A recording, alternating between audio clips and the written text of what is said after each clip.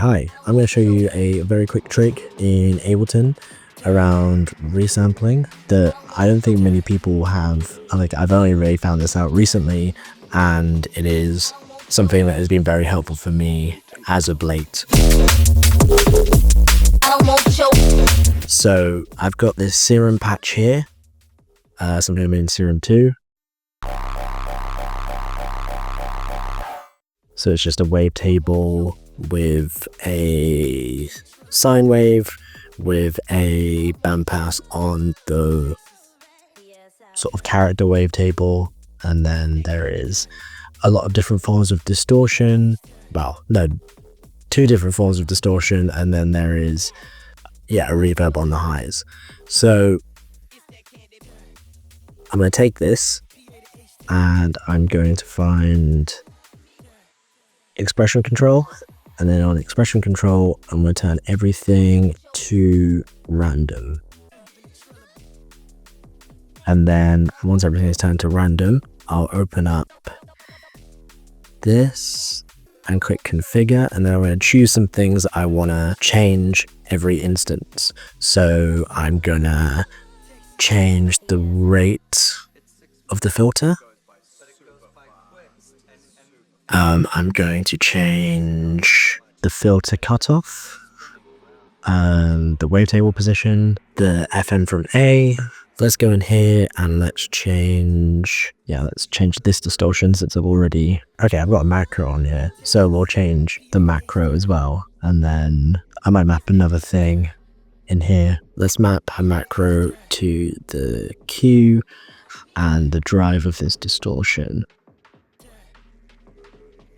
So I'll click on configure.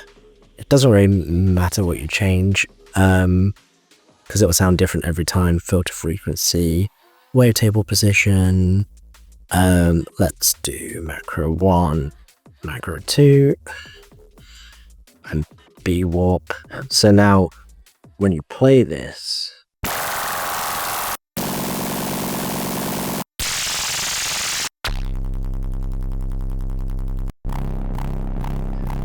see, it's starting to sound different every time. So you get some crazy results from doing this. So I'm going to add a soothe onto this, because this is kind of some craziness. There's some craziness going on. I might also increase the depth of this as well. Okay, and now you click duplicate, and then we freeze it. And then flatten.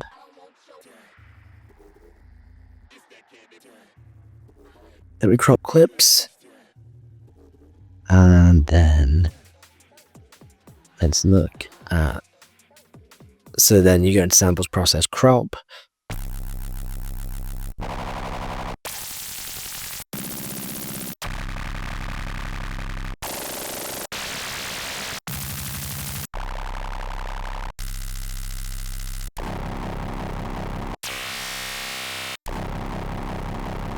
And the audio sound great, but you can go in now. If you just delete these, you can go in now and pick and choose the ones you like. So I don't like that one. I like that one. I really like this one because this one's a bit messy, bit high pitched for me. Yeah, a bit high pitched for me. Yeah, but you've got now some sounds that are in C as well that you can just put into your sampler.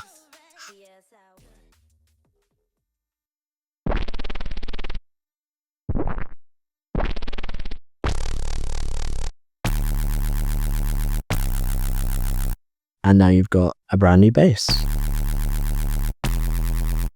And you see how quick that was. You can go in, change something else, change one parameter, or you can change a wavetable or type of distortion, or add something else in the effects, or you can get another distortion and put it on, or a distortion with a filter module and get another expression control and put that on, or you can take your current samples, put them all in, because you don't have to just use MIDI for this. You can use samples as well and put weird filtering on them. Like, tell you what, I'll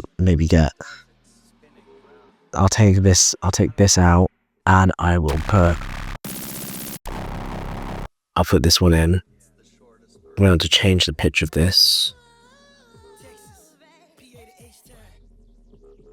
You want to change the pitch for this. Yeah, there we go. And then let's grab an auto filter.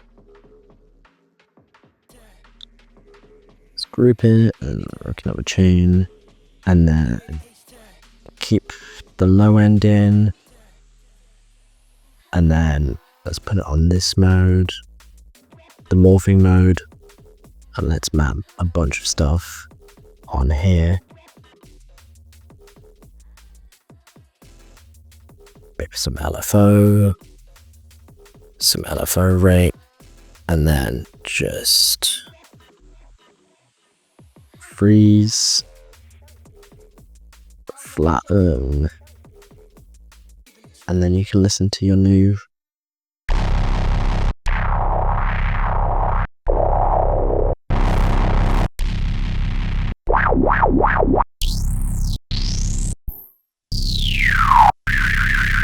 yeah, so that's my quick tip. Thank you very much. It's that candy turn. PA to H turn. Turn. I don't want your turn.